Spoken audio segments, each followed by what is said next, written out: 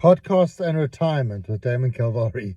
That's one of the comments for one of my previous episodes where I covered the podcast and chill with Mac G. So somebody said podcast and retirement with Damon Kalvari. I thought that was very funny, and I'm actually thinking maybe I must rebrand and call this podcast and retirement with them. It's very good. Thank you very much. One of the comments that got me confused, and then one of my daughters explained it to me. Somebody comment, give back the land. So, me being Jewish, as soon as somebody says something like that, I'm thinking it's a comment about Israel, that I must give Israel back to the Palestinians because I'm responsible, because all Jews are responsible for what's happening in Israel. All Jews are responsible for the state of Israel.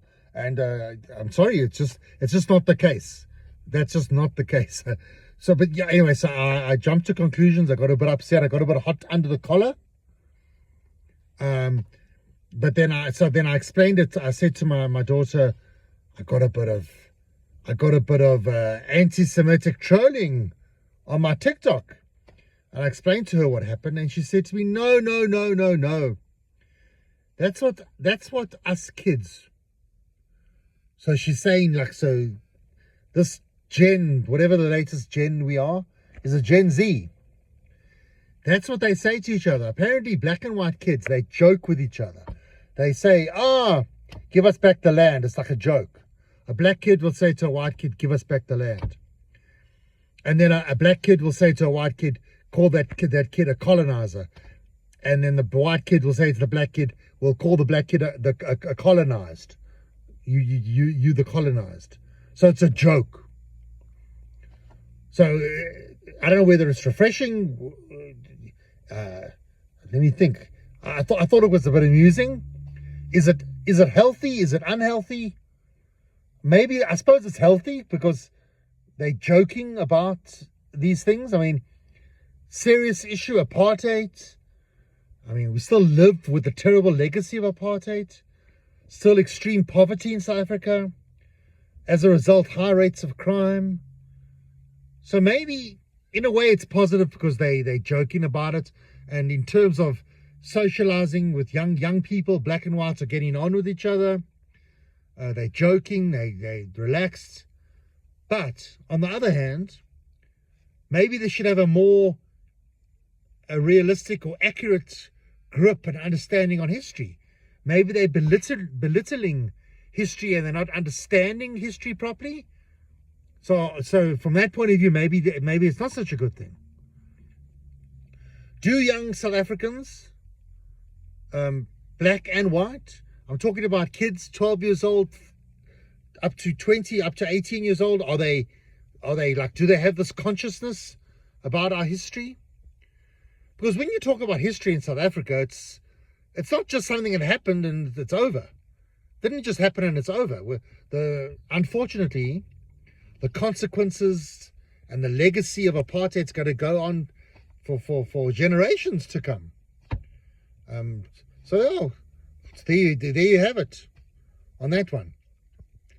I don't want to go too much into the Mac G controversy. I think I covered it quite substantially in that one episode with the whole thing about the smelly cooch situation. One thing that did come out of the comments, and I know it's only a few comments, but what came out, I sensed a lot of terrible, there's this terrible toxic masculinity in South Africa. Terrible misogyny in South Africa. Some of the comments were just so misguided and so twisted and so ignorant and quite frankly stupid. It's very worrying. Very worrying.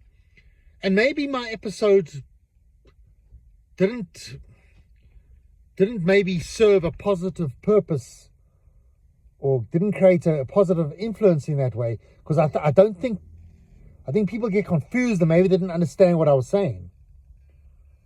I think I made it very clear that the comment that Mac G said was unacceptable, It was offensive. It was a misogynist comment.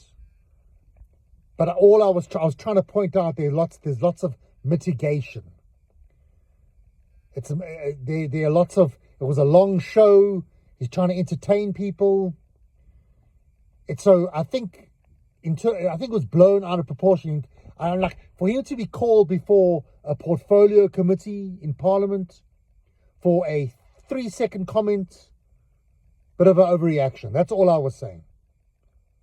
I think that's the gist of it.